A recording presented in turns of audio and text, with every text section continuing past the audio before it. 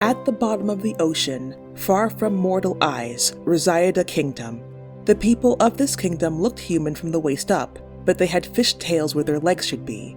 The males were called mermen, and the females were called mermaids. The king of the merfolk was once kind and soft, but his heart grew cold at the loss of his wife. The queen had delivered 6 daughters, 1 girl a year, without issue. However, complications with the 7th daughter weakened the queen's body, and she perished shortly after giving birth. The 7th daughter was the smallest of the girls, but her dainty stature only added to her charm. She was the fairest of the king's children, with long flowing hair, expressive eyes, and a warm smile. She moved through the water with a dancer's grace, had scales on her fins that glimmered like stars, and had the most beautiful singing voice in all the 7 seas. The king, consumed with grief, was blind to the precious pearl that was his youngest child. Though she was of royal blood, he treated her like a servant, forcing her to scrape algae off the castle walls and clear the gardens of seaweed. Whenever she complained, the king reprimanded her. "The queen sacrificed her life for you. I lost my lovely wife for you," he said. "Do not complain, be grateful." "But I did not ask to be born," the little mermaid said. Angered at the response, the king sent her to her chambers without supper. Though the mistreatment saddened the princess, she took refuge in learning all she could of the surface world, which interested her greatly. The king decreed that his daughters must be 15 years of age before they could see the land of humans with their own eyes, but that did not stop the girl from collecting artifacts that fell to the bottom of the ocean. Cracked pots, dull hair combs, wedding bands, fishing hooks. Nothing was too small or too broken to be treasured by the princess. Still, these items were not enough to quell her desire to see the surface herself. She waited patiently for the day she became 15. When the eldest sister turned 15 and visited the surface, the little mermaid did not ask her to bring back a keepsake, as she heard stories of how dangerous the surface world could be. However, the eldest returned with a hand mirror. The little mermaid was happy for the gift, until the eldest sister demanded one of her glimmering scales as payment. "I fought and stole for you, risked my very soul for you," the eldest sister said. "Do not complain, be grateful." "But I never asked for a mirror," the little mermaid said. The eldest sister snarled before ripping a scale off the poor girl's tail. With every year that passed, another of the king's daughters would come of age and swim to the surface. The little mermaid never asked for gifts, but her sisters would give her one regardless. Silk sheets, hair pins, even a bust statue of a handsome boy. Anything they could get their hands on, they gave it to her. However, they always asked for one of her scales as payment. Whenever she tried to resist, they would rebuke her. "We did this and that for you, suffered great combat for you," the sisters would say before ripping off the scale. "Do not complain, be grateful." When the little mermaid turned 15, 6 large scars dotted her once spotless tail. Yet her excitement over finally seeing the world of men caused her to forget about old wounds. She swam through the surface like a star shooting across the sky. Once her head reached the water and touched cool air, the first thing she saw was a massive ship. The occupants of the ship were buzzing with laughter and merriment. After swimming closer to the ship, she realized that the sailors were celebrating the birthday of a prince. It took some time before she could catch a glimpse of him through the cabin window, but it was worth the wait. He was the most handsome boy she had ever seen, far more handsome than the bust statue gifted to her. The little mermaid wanted so badly to climb on board the ship, but worried the humans would reject her. Their legs were so different from her scarred tail. What if they thought she was disgusting for being half fish? Before she could overcome her fear, a storm rolled in. It knocked the ship back and forth, frightening the passengers. The prince tried to keep everyone calm, but then a mighty wave swept him off the boat and into the sea. The little mermaid was happy that he fell off until she remembered that humans could not breathe water like she could. Knowing he would drown if she did not rescue him, she swam toward the boy. The waves resisted her attempts to reach the prince, but she fought through the currents to get to him. By the time she hooked her arms around his torso, the prince had lost consciousness. She used the last of her strength to lift his head above water and bring them both to shore. She rested with him on the beach until she heard a human drawing near. Fearing their reaction to seeing her, the little mermaid hid behind large rocks that darted out of the water. From there, she watched the human, a girl around the prince's age, wake him up and help him to his feet. Relieved that he was in good health, the Little Mermaid began the long journey home. However, as she was on her way back to the castle, a thought troubled her.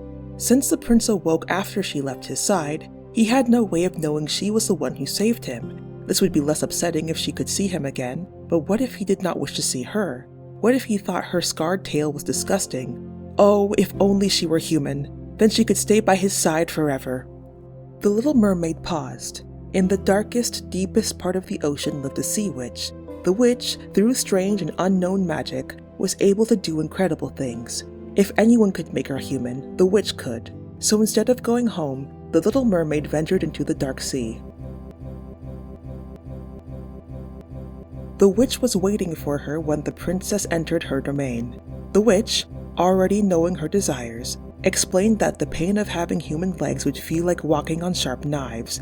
Standing or sitting would offer no relief.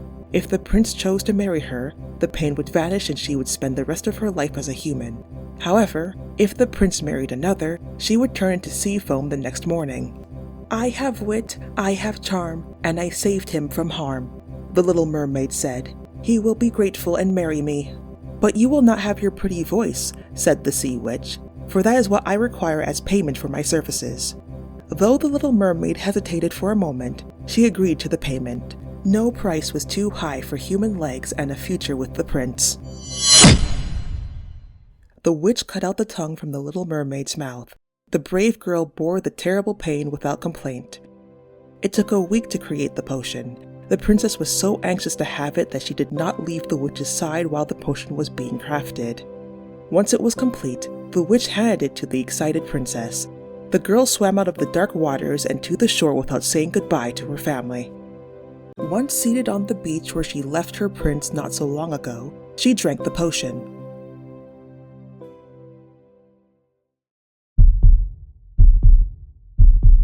The pain that followed was so excruciating, she would have screamed herself hoarse if she still had a voice.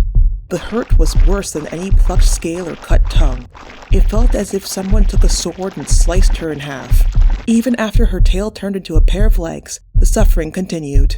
By the earth below and heaven above, no one has suffered this much for love, the Little Mermaid thought before the pain made her lose consciousness. He will be grateful and marry me. In the morning, she awoke to the prince shaking her shoulder. The prince had been walking along the beach when he spotted her and, believing she needed help, rushed to her side. Now that he had a closer look at her, he was charmed by her pretty face and earnest eyes.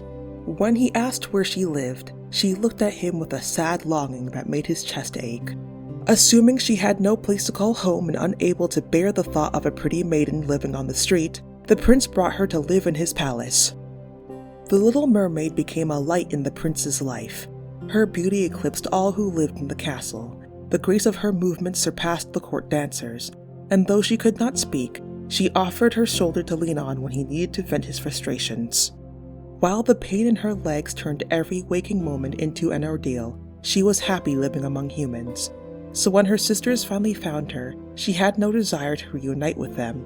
Even as they waited near the shore, singing mournful songs, she stayed by the beach with her toes firmly in the sand. A year passed, and the prince decided that it was time to get married. He brought the Little Mermaid to the beach where she first gained her legs. She was convinced he would propose to her there. Instead, a lovely girl ran up to meet him. This had been the same girl who helped the prince to his feet after the Little Mermaid brought him to shore. The prince explained that the lovely girl helped him to recover on the day he nearly drowned. He felt indebted to her ever since, his thoughts with her even when they were apart. So now that he was of marrying age, he would take her as his wife. He brought his mute friend to the engagement because he wanted her to share in their joy. Joy was the furthest thing from the Little Mermaid's mind, for she knew she would soon die. Months rushed by in a miserable blur. Before she knew it, the prince and his new bride were wed. The reception took place on a grand ship, where the partygoers danced the night away. The Little Mermaid could not bring herself to bear the pain of dancing when she knew her life would end come sunrise. As she moped near an isolated part of the ship, her 6 sisters suddenly breached the water nearby. The hair on their head, which once flowed down to their waists, were cut short. The eldest sister tossed a knife at her feet. explaining that all 6 had offered up their hair in order to save her from this predicament. The Sea Witch promised that, if the Little Mermaid plunged the knife through the prince's heart, she would not turn to sea foam come sunrise. Instead, she would return to her original form, free to live the rest of her life in the kingdom under the waves. "After everything you did for him, do you deserve a fate so grim?" asked her sisters. "He is ungrateful. End his life." The Little Mermaid waited until the festivities settled down for the night. She waited a bit longer to ensure that the prince and his bride were asleep, then snuck into their chambers. She approached the couple's bed, knife gripped tightly in her hand. Her foot pressed down on a loose floorboard just as she reached the prince's side. The prince, being a deep sleeper, did not react to the noise. His new bride, on the other hand, woke up with a start. As soon as the new bride noticed the knife, she flung herself on top of her husband. The Little Mermaid stared at her in open-mouthed shock as the bride pleaded for mercy, offering up her own life in exchange for the prince's safety. Her fretting woke up the prince, who immediately put himself between her and the weapon the moment he saw it. The Little Mermaid trembled as a realization dawned on her. She was certain that the prince, if he had not been fighting against stormy waters, would have begged for aid after being knocked off the ship. Yet saving him did not require cutting off her tongue, or enduring knife-like pain in her legs, or risk being turned into sea foam. He never would have asked her to torture herself. The prince was willing to put his life on the line for his wife. The wife was willing to sacrifice herself to protect her new husband. They did not do this with the expectation of receiving pretty scales or algae-free walls. They only wished to keep each other safe. A true gift. The Little Mermaid ran out of the lover's room, clean knife in hand. She leapt from the side of the ship just as the sun rays crested over the horizon. She did not wish to die, but as her body turned into foam, a sense of peace enveloped her mind. Nothing lasts forever, she thought, so if she must go, better for her last act in life to be a selfless one. One of the challenges of remaking popular fairy tales, especially ones like The Little Mermaid, is it's difficult to come up with a way to reinterpret the story that hasn't been done multiple times before. So because of that, I had initially thought of making this story a grimdark version of the Little Mermaid. It's just that I couldn't think of a way to do that would be very interesting, or wouldn't be something that someone else had already done. So I am curious what you think about the changes I did end up making to this story.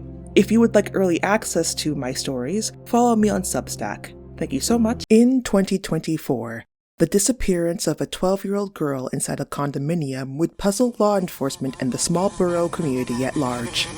Orpha Foth was a thin girl with brown hair and brown eyes. By all accounts, she grew up in a healthy household in Smallborough, Ontario.